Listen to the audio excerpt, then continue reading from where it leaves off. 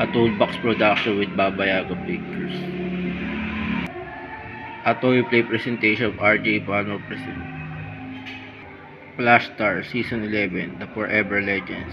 #NowPlay. Part 5 The Chronicles of Panday and the Clash of the Sword. Sumuko na kila Flavio, Ramon at Pando, sila Sargento Gaspar at Komandante Juben Garcia. Ito'y matapos ng nakawan ng isang langis, ang isang gas station. Mabuti naman, sumuko na kayo sa amin, Sargento Gaspar at Komandante Juben Garcia. Ito'y matapos yung nakawan ng langis ang isang gas station para makatakas lamang kayo. Tama ka dyan, Flavio, Ramon at Pando. Napag-isip namin yung dalawa.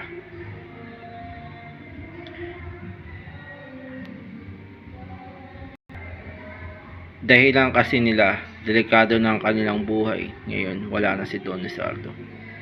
Ang dahilan namin kasi sa pagnanakaw at pagtakas namin, dahil delikado na ang aming mga buhay. Ngayon, wala na si Don Lizardo.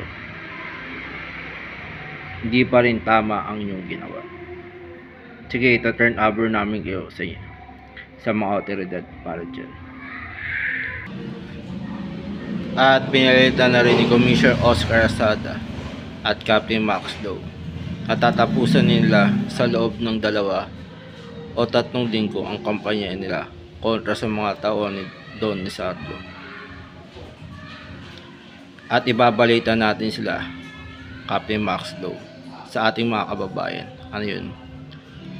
Commissioner Oscar Asada. Natatapusin natin ang kampanya kontra sa mga tauhan ni Don Lizardo sa loob ng 2 hanggang 3 linggo. Total naman, namatay na ang kanilang amo. Tama ka dyan, tsak matutuwa ang ating mga kababayan dito sa bayan ng San Agustin kapag binalita natin ito sa kanila. Tama ka dyan, Captain. At humihingi na rin daw ng ceasefire ang ilan sa mga tao ni Don Lizardo. Oo nga, nabalitaan ko rin yan, na humihingi na rin ng ceasefire sa atin ang ilang mga tauhan ni Don Lizardo. Tsak, natatakot na sila ngayon dahil namatay na ang kanilang amo. Yan ang dapat nating paghandaan. Kung papayagan ba natin na magkaroon ng ceasefire sa pagitan natin o nila.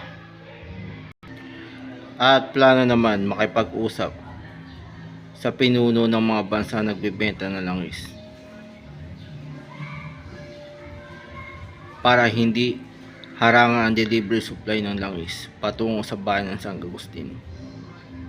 Sila Supreme Minister Kira Titus at General Dash Bolter. General Dash Bolter, bakit ano yun? Supreme Leader Kira Titus. Gusto ko sana makipag-usap sa mga pinuno ng bansa na nagbebenta ng langis para sa ganun ay hindi maharang ang delivery supply ng langis patungo dito sa bayan ng San Agustin. Kaya kailangan natin gumawa ng manifesto tungkol dito. Tama ka dyan, Supreme Leader. At nakiusap naman ang ilang magsasaka at mangingisda kay Commander John Doe na kung pwede tutukan ng kanilang lugar dahil medyo tumaas ang krimen sa bahay nila. Simula daw tumaas ang presyo ng bilihin at magkulang ang supply ng langis. Commander John Doe, bakit ano yan? Bilang kinatawan ng mga leader ng mga isda at magsasaka, nakikiusap kami sa inyo na kung pwede tutukan ng aming bayan dahil medyo tumaas ang krimen sa bayan simula nang tumaas ang presyo ng bilihin at magkulang supply ng langis. At nangako naman si Commander John Doe sa mga magsasaka na gagawan siya ng paraan para dito. Huwag kayong mag-alala. Nangako ako sa inyo bilang mga leader ng magsasaka at mga isda na gagawa ako ng paraan para dito. At matutulungan ko kayo hanggang sa makakaya ko. Maraming salamat, Commander John Doe. Sumabog naman ang sinasakyan nila Captain Tristan, Colonel Richard at Major Coco. Ito ay matapos ang responde sa isang pag-atake.